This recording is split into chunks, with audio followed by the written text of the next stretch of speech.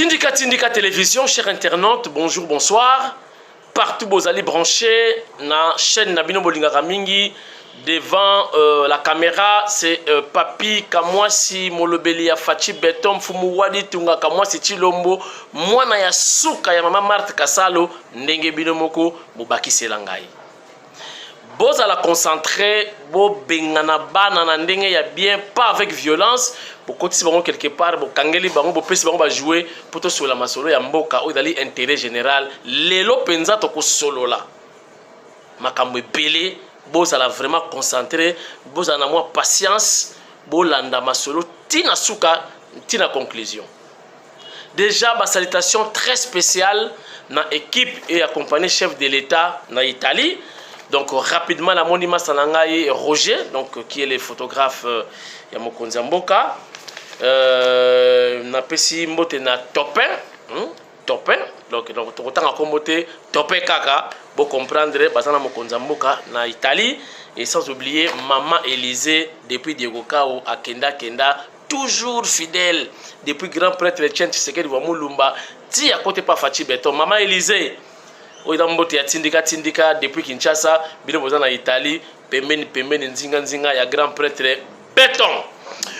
Voilà lelo makambo ebele na yebisaki bino na émission na salaki hier émission ya suka na lobaki mone bazui kao siko bako luka eloko mususu na baki sujet mususu ezoya na yebisaki bino guerre médiatique na lobaki sujet mususu ekobotama.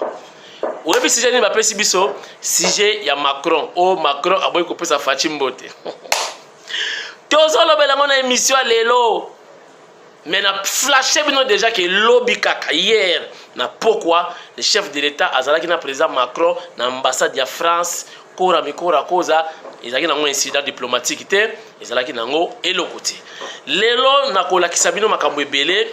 Oyo pe na yebisaki bino bako bimisa ba sujet bako luka place nini kaka et ça les mois boye pour donc ba se défouler parce que le badala qui vraiment étouffé baso luka ko comment ba melata maya pio mais ekosimba te na ko expliquer bino makambo parce que boyebi kenaza non seulement mopanzi sango mais nazali pe futur politologue donc bato basala ka science politique tina G3 bakotaka auditoire moko na bana ya RI donc relation internationale donc na yebi quelques notions ya relation internationale donc quelques notions ya diplomatie je vais vous expliquer par rapport à ba ignorant ba lobby ba bobard ba lobby n'importe quoi baza ata la maîtrise mon côté relativement na relation internationale et je vais vous apprendre ou partager avec vous mon expérience.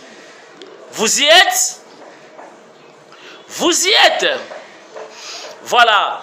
Lelo na che champagne te po mbongo esili. Nazalaka na mbongo champagne moko mbongo esili. Mère moko lobi verre mela ki yamba mela katenga ba kongoli batala ka ndengwana. Awa na mela ki to na somba kite ngo ko lobate. O moni verre, o mela ngona verre wana te kasitinda ba verre na na ngope besoin. Voilà, donc lelo mbongo champagne ezate. Et tout ça comme d'habitude. Voilà. Ok, chers internautes, tout kende pas à pas ma solo boyoka à la une. À la une, les ali bongo, monsieur Ambongo, à Kena Brazzaville, à Kena Rotubela. Bakena pas sango Rotubela, mais sango ke Rotubela et pas ya politicien. Na Brazza, pas nani Sassou. Toujours ça va détail. Bon, à la patient. Le lop nana roloba. Ma kameze belé donc on a lobakaka. Moïse Katumbi. N'est-ce pas qui binoti? Mon bal ya zoka décision balamo. So moni bobala kei azongi esili. Oh je vais consulter la base. Aïe, na yeba ke échec. Base ba yebisi nini. Donc a changer boule. A rolongwa lisusu te na union sacrée, a changé boule, a le batikali. Pourquoi? Je vais vous expliquer dans cette émission. Bota la penda calme. Relativement na makambo ya Rome. Na Rome ba fiti ba jaloux. O ba lingi changement te, o ba ko soutenir ba étranger. Ba zo combattre moi na mboka Félix Tshisekedi. Balobi malgré mamoni babanaki liboso ba photo lukuta photoshop tant Roger Mantudi atindi donc ba photo une certaine KO pour la minute wana ko sala photoshop te na minute wana bango batala bien to suki siko ba comme luka total à côté ni sapato et vandi bien te to luka côté veste sali boy to luka polémique ba luki ba zuité na suka fallait ba yamba kaka na Maison Blanche bozabando kibi et puis na ko expliquer bino Fachi Béton était belle et bien na Casablanca house white house azalaki penda na Nzompembi azalaki na Maison Blanche. Je vais vous expliquer dans cette émission kotanga chike zalaka moi bien na ko expliquer bino que Fachi Béton azalaki na Maison Blanche. Oh, bonjour, Luka, on est là pour tout. Et si papa déjà invitation au mois de janvier à cause de la réussite dans la Maison Blanche. Christian Lusako et nous sommes là qui on a top Congo. Alors, on a une invitation déjà. Il y a Maison Blanche. Il y a Biden. Je vais corriger. Biden, c'est Biden, papa. Bon, je me rappelle ma caméra, comme Biden. On a d'autres en français. On a Biden. Yo yo kabangé ne batanga Tshisekedi wa Mulumba. Non, le banding en lobby. Non, on a en français Biden. Biden. Donc, il y a un aïe. Bon, ok. Biden. Comme vous voulez. N'a pas expliqué bino lelo que Fachi azalaki belle et bien dans la Maison Blanche. Malgré azana invitation à la Maison Blanche dans le mois de janvier. Si vous avez louki mitif les athées. Non! Wana yangote. Bati abalobi Paulette Kimuntu.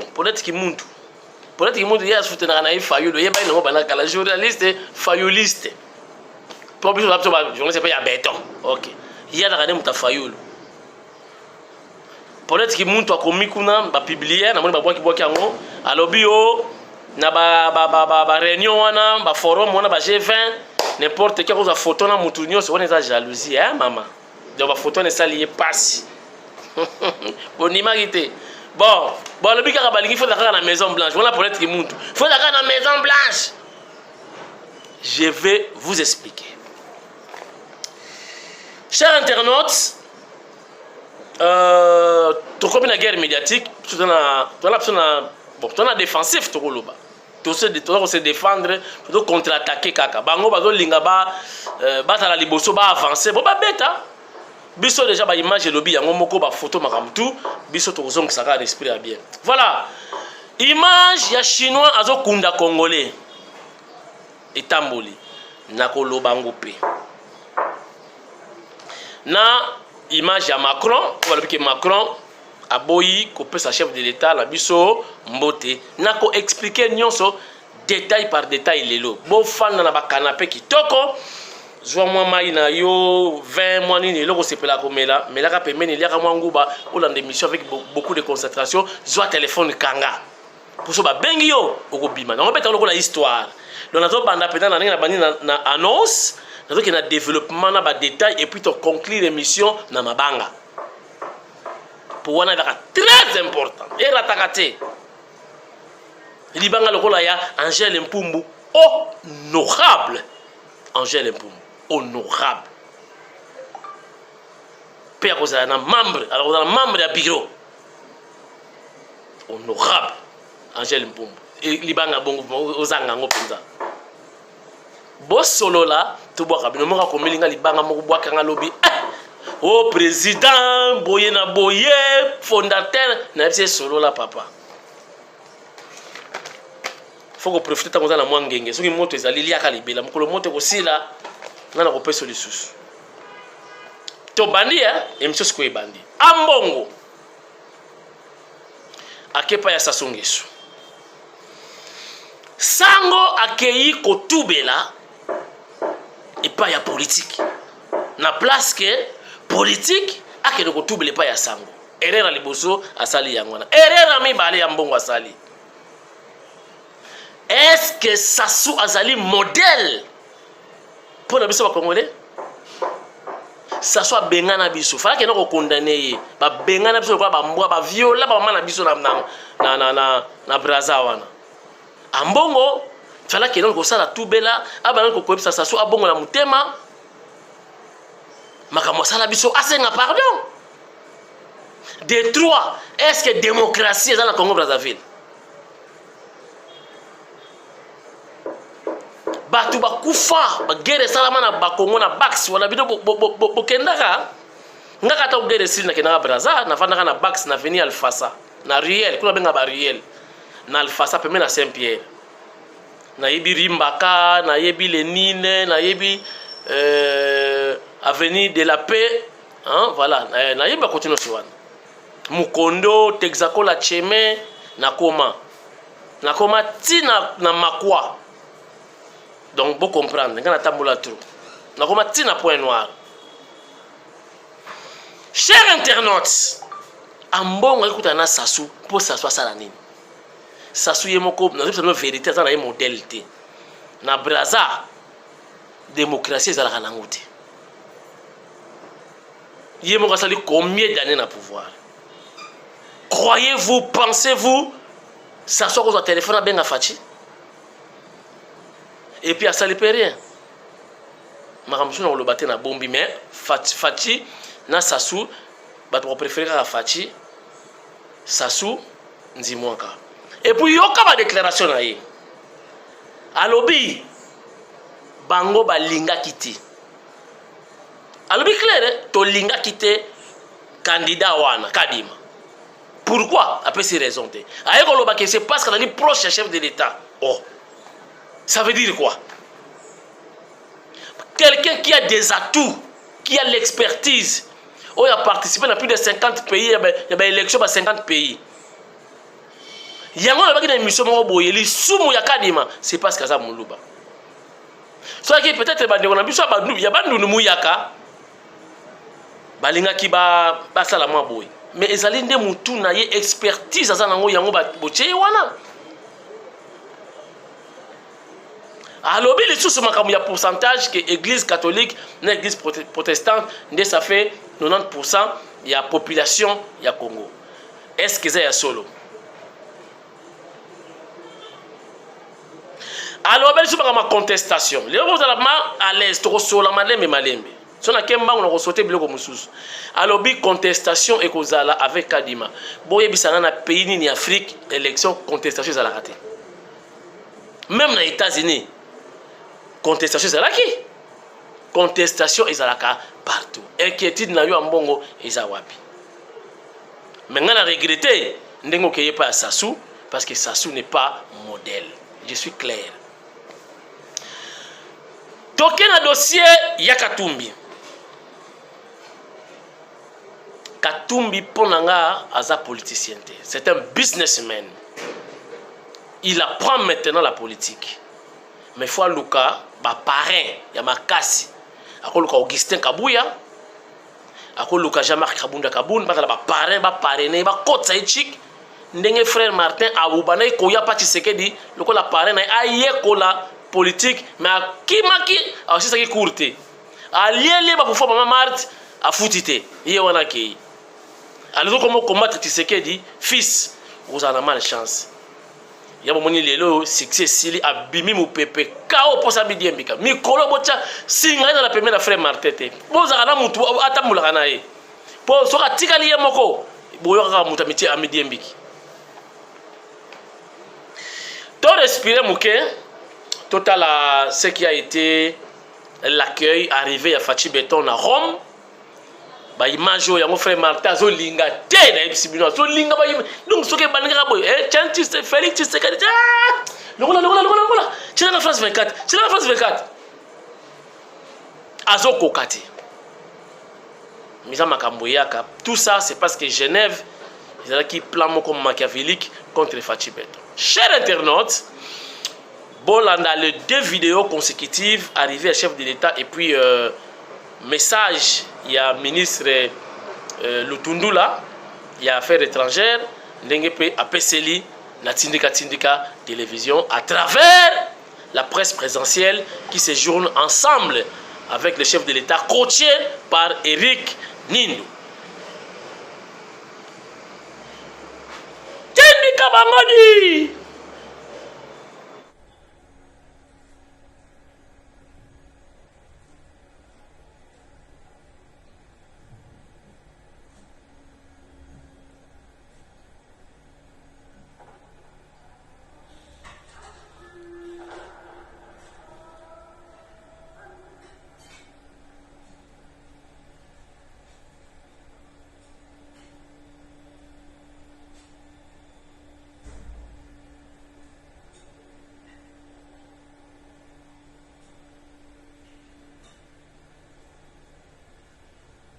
Presidente della Repubblica Democratica del Congo e Presidente di turno dell'Unione Africana.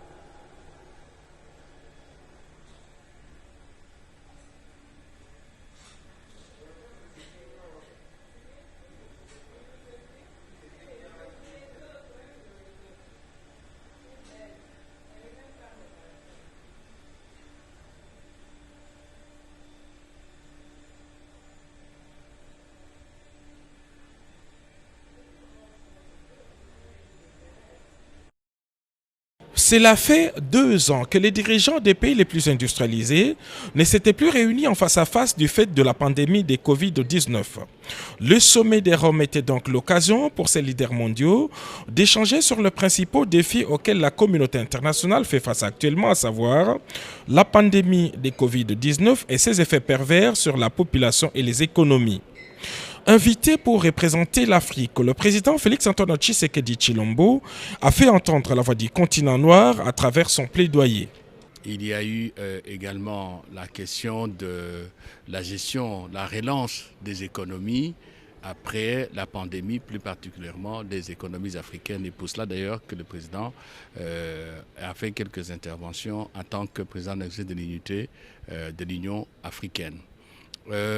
Les discussions vont continuer demain dimanche parce que c'est le jour de la fin de travaux. Il y a aussi d'autres problèmes que j'appellerais connexes par rapport à ce que j'ai cité, le problème de la sécurité à travers notre continent, le problème de la dette des pays en voie de développement et le problème de la pauvreté en général. En marge de cette journée inaugurale, le président Félix-Antoine Tshisekedi a eu plusieurs autres rencontres en bilatéral. Avec le secrétaire général des Nations Unies, Antonio Guterres, plusieurs dossiers ont été évoqués. Avec le secrétaire général des Nations Unies, ils ont passé en revue tous les grands dossiers de l'heure au niveau des Nations Unies. Évidemment, ils sont revenus encore sur la pandémie de la Covid-19, la question du vaccin, aussi bien en termes d'approvisionnement qu'en termes de capacité de production. Ils sont aussi revenus sur la question de la dette, de ressources à mettre à la disposition des pays africains pour la relance. Ils ont abordé aussi la question du Soudan, avec ce qui se passe. Il y a eu un coup d'État militaire. Il y a aussi la question du Tigré, c'est-à-dire de ce qui se passe entre l'Éthiopie et le Tigré. Et à ce qui concerne la RDC, par exemple, la question importante de la sécurité à l'est du pays. Dans un autre tête-à-tête avec le Premier ministre italien Mario Draghi, le président Félix-Antoine Tshisekedi Tshilombo a évoqué des problèmes bilatéraux et d'investissement. Avec le Premier ministre italien, c'était presque dans la même lancée, avec certains problèmes bilatéraux, notamment le procès de l'ambassadeur Attanasio Lucas, les investissements italiens en RDC et aussi la question de la sécurité à RDC pour voir dans quelle mesure très rapidement l'Italie peut revenir dans notre pays comme dans le temps avec des investissements pour participer à l'œuvre de reconstruction nationale à laquelle s'attellent les chefs de l'État et le gouvernement. Suite et fin des travaux du G20 ce dimanche, les dirigeants des pays les plus industrialisés doivent prendre des engagements fermes en faveur de l'Afrique en vue de relancer son économie.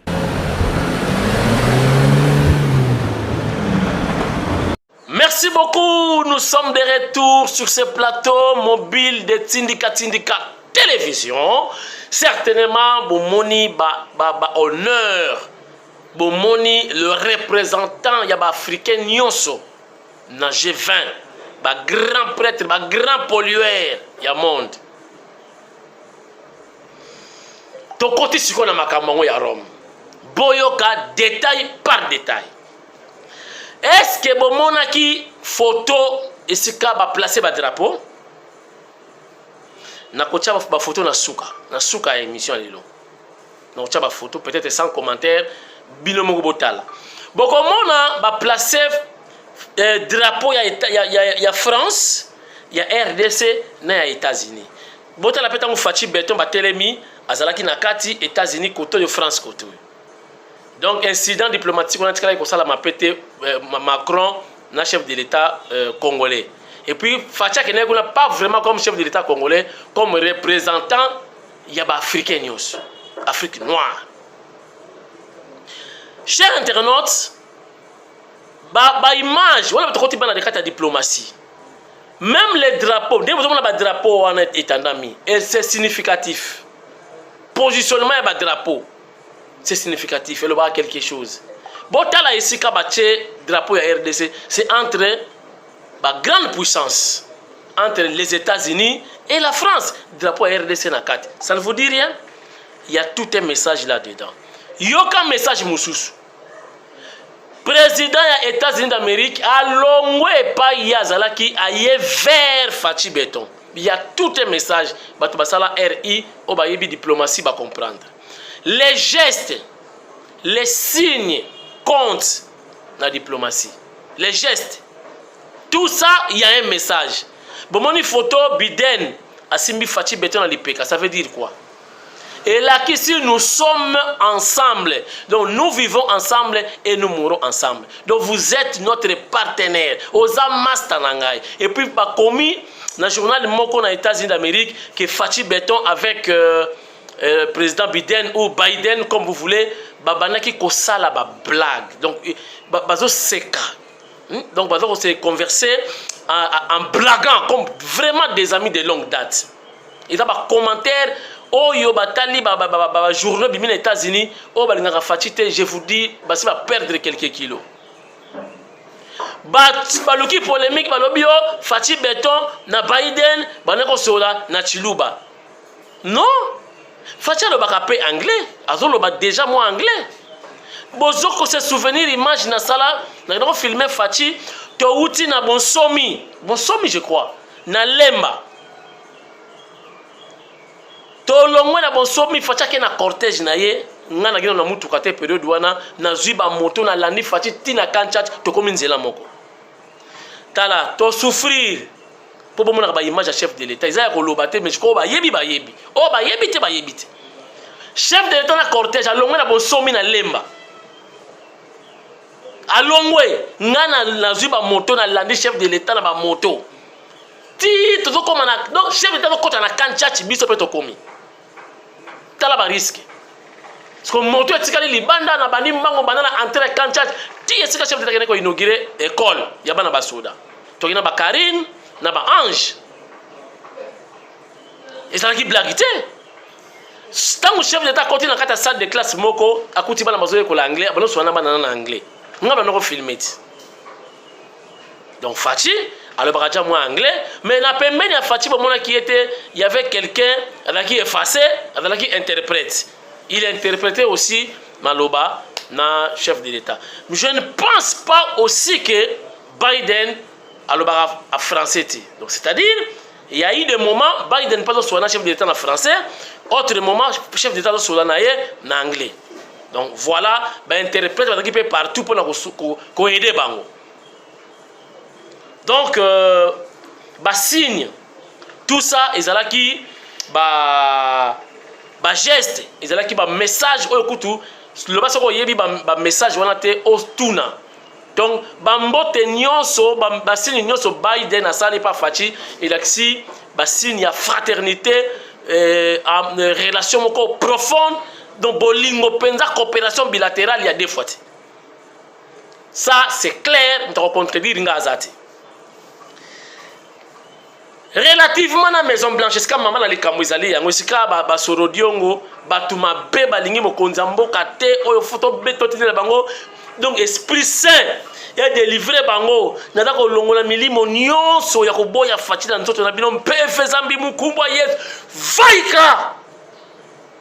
Donc bengani milimo wana bo kumisa mwana ya mboka ndeko na bino congolais. Toyebi ke nanu toliete, toyebi.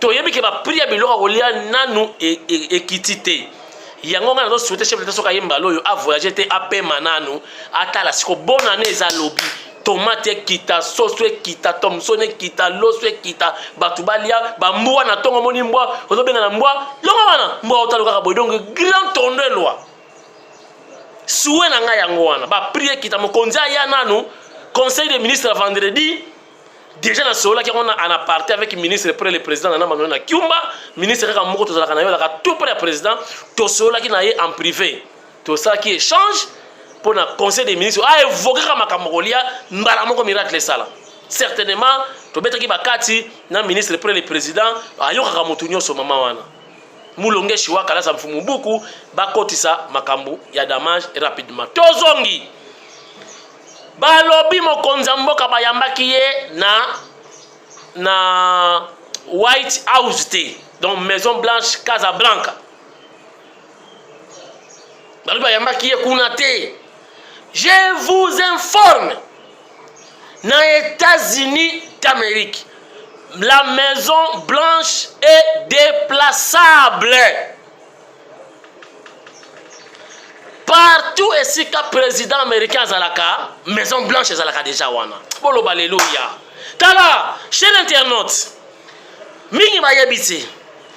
Je vous informe, dans les États-Unis d'Amérique, même avion, il y a président américain, ils ont déjà Maison Blanche. Donc, tiens, l'ongwa, à quelle Maison Blanche Moussousou, les colons qu'on est dans le bureau, à Signaka, ba cachet, ba décision, ba nomination, ba révocation, et ça, la manakata avion, n'est-ce qu'il y a aussi? Bon, il y a bagaté, donc, Maison Blanche, ils ont déplaçable. Chef de l'État américain, partout à Komaka, ils ont déjà Maison Blanche. Tiens, ils ont déjà Maison Blanche. Bon, bête à ma boko, il y a qui fatine la Maison Blanche mobile. Bon, moi, place Biden à Zalaki. Bon, déjà, il y a ce qu'on appelle, attendez, dans le bango bien, il y a ce qu'on appelle lockdown. Lockdown. Cher internaute, lockdown, ça veut dire confinement en français. Là où le président américain se retrouve, ou se trouve, déjà, dans le rayon, où il y a un confinement, le téléphone est ça la rate. Bon, tu n'as pas en Afrique du Sud, en Afrique du Sud, je crois, c'était qui Obama, je crois. Et il y a des rayons où il y a ça, c'est comment, et comment te. Donc, rayon en agnoso. Bah, téléphone est ça la rate. Ah, mais on va est-ce que vous avez informé? Donc, on appelle ça lockdown. Donc, confinement. Bah, tout le monde dans le rayon, bah, bimakate, bah, kotakate. Donc, bah, cercle déjà, place où on est comme déjà Maison Blanche. Bon, le bas, Amen, Fatia a été reçu à la Maison Blanche. Bon, le bas, Amen, on peut dire Amen, Yamisuni. Cher internaute, Maison Blanche, c'est une chose au Luka. Bargima et Zangibino, bon, on est Bosuki, n'a informé Bino que le président américain partout à la Maison Blanche. Place où on est déjà déformé à Maison Blanche. Parce que la sécurité américaine était là. Tout autour, confinement et salamaki. Moutakota qui était Moutabima qui était pour comme Maison Blanche. Et quand on voit Maison Blanche, l'élo. Parce que réunion aussi là, l'élo. Maison Blanche, ils ont zonga. Et comme un avion, vous êtes là. Maison Blanche, et c'est le président américain Zali. Maison Blanche, ils ont comme un avion. Pour zonga. Maison Blanche, ils ont zonga qu'on a dans les États-Unis, c'est Kazalaka. Ah, Paulette qui monte tout. Bon, il y a personne. Bon, ça va formation bien journalisme, mais tala que tout. N. C'est ça comme mayo. Ah, maman na biso. Ça qui boye tena teke maman. Ninyo komi boye. Tala frère Martin Yowana a komi na ye mutu ya rambo ya Chine. Donc na yope. Mikolo na yo kaka mikolo kumisa kana rambo ya Chine. Alléluia. Kabila. Alléluia. Rambo, Che Guevara. Kumisakai. Bon, comme une famille morte. Et ça l'a raté? Nini na lobité. Tala, nenga zawana, toko sieta pona fachi. To sieta. Nana sieta kala bumwana. Boyebi mabe ya ko sieta. Kokuta na sendete, kokuta na mulangite. Tango kaka bayambi fachi. Na mboka tellement ba jouer zate bato basiete botala nenge bato basiete et puis tozonga poto conclure l'émission to baksa ba info to conclure regardez dosieta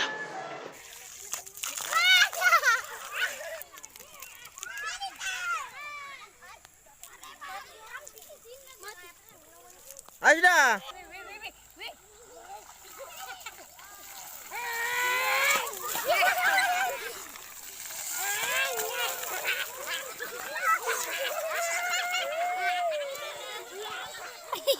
Itu Mas.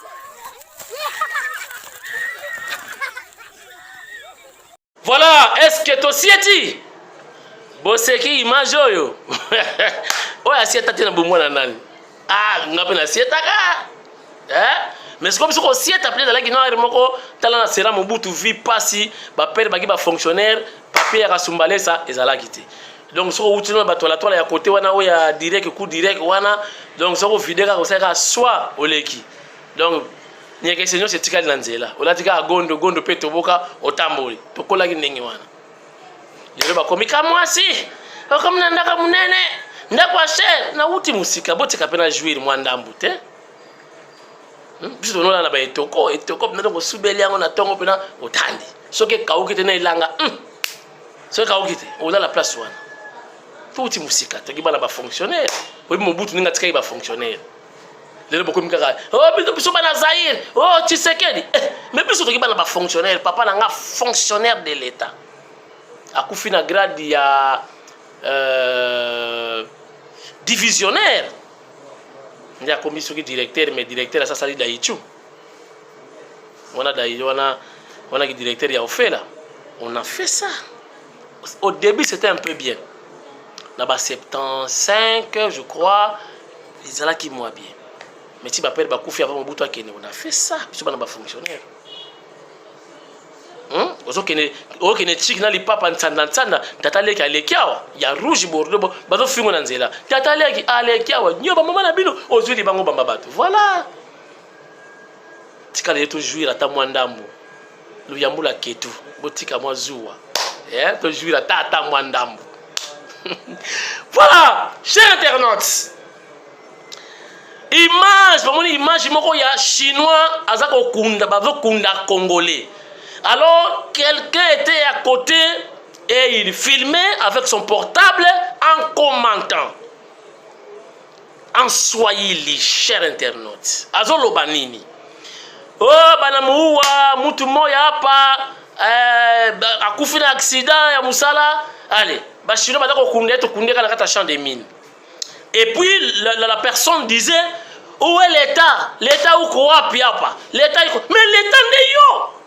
Yoza complice botala ba congolais biloko ya boye yango na lobaka na ba émission na ngai jadis na époque ya ba belge cher internaute ozomona belge asimbi nzeta komba telemisi 100 personnes atelemisi 100 personnes bango nyonso boye mais complice azalaki bateki plan tala pona kozwa bango sala boye soki ba policier ba yeba ki okanga bango ba okanga na mutazo filmer. Toi, tu assistes, on enterre ton frère, tu fais la vidéo et tu commentes. Est-ce que c'est normal? Fallait bagarrer, banda. Signé par chinois. Tout à mon bon, on a imagine, je ne me signé par chinois. Toi, quand ça va chinois, c'est pas Jackie Chan. Bah, chinois, c'est pas Bruce Lee. Non, Bamba est loco. Yo, donc, assister à l'enterrement comme complice. On a fait la vidéo. On a fait un chinois. Donc, yo, ça complice. On a assisté à l'enterrement de Konayo. On a la bouille. Chinois, les Kyonanin. Botola est pas où l'on a platini. Non. Sikoy. Bozo le kabana, il bat sa canabiso. C'est ça comme mythique.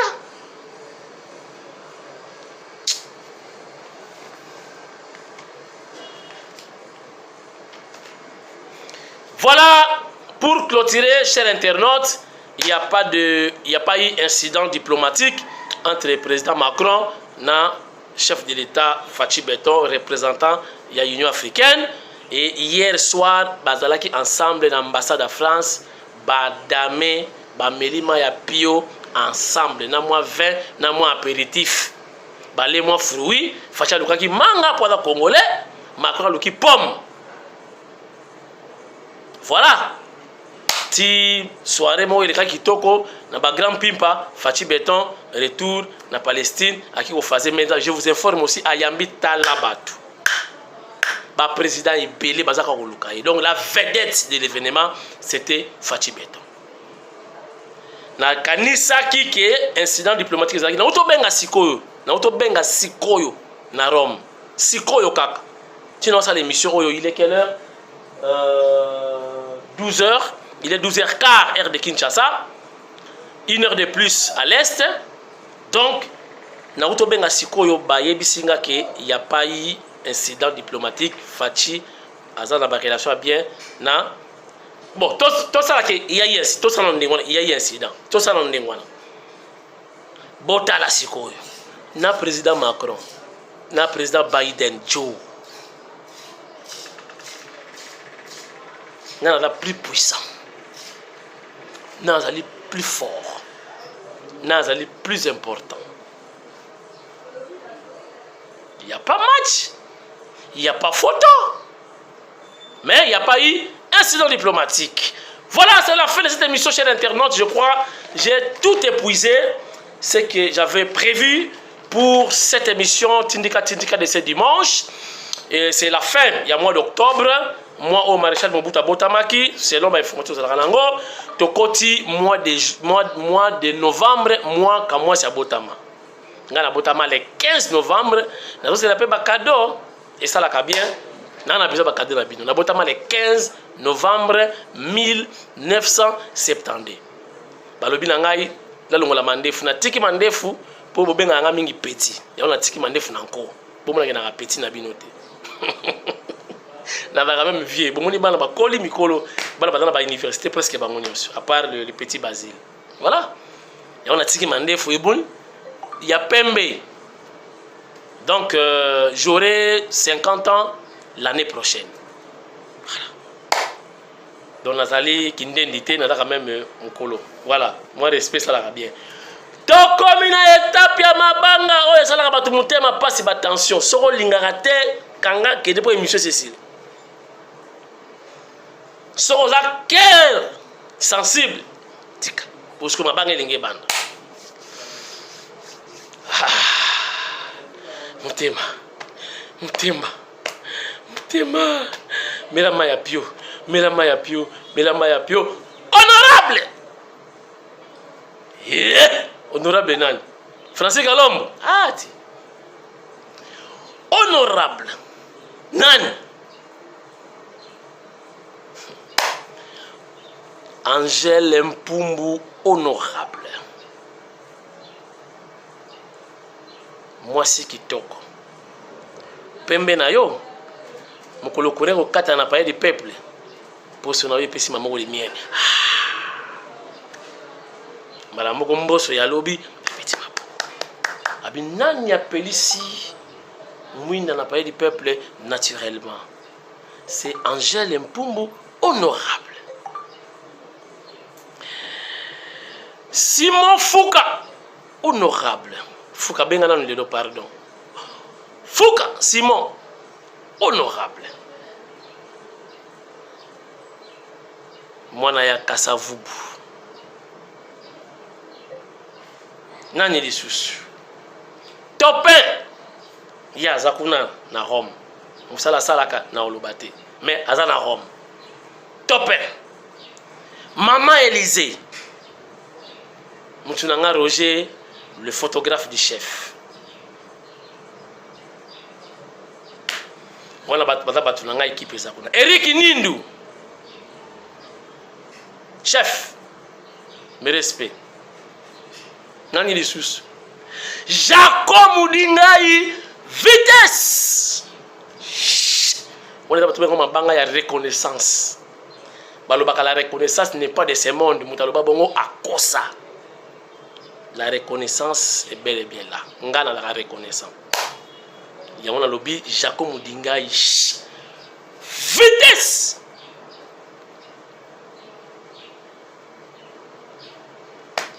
Oya batikali benga kakande ubengi to sololi. Ata to bebana benga to solola. Na vie ina la kande ngwana. Bo bebani, bozongani, c'est la vie. Ngana na mutema pembe komo na kamwasi kamwasi la kisili kamona mutute. Christine Mpinda pe. Mpinda wetu honorable motema ya Joseph Mpinda o batikali bobenga po to banda sikoyo pe lundi ekoyinda mabe lundi lobi to bandi mois de novembre ba fête komi pembeni libanga vimbisa tout ça ba provision ba parler ba petit ba dame ba famille ba koya siko so ba yebele nanda kwa tindika cuisse de poulet zate kindoke kota raté. Merci, émission Esili. Na pesi félicitations na Bayres Nangai autosilisa chic a commis licencié.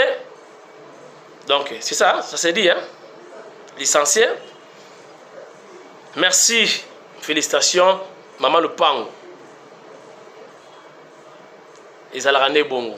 Mais na lobia ko tanga kaka. Ti a vidé chic. Ah. Allez, goodbye. Encore une fois, félicitations Fachi Beton, Fumuwadi Tunga, Tozo Zelayo. Quant à moi, Soko Komi, Tikanan ba voyage, Luka Biloko Kita, Batubalia, Batwa Kangama Munoko pour 2023. Olerara. Émission s'il a raté, et s'il. Allez.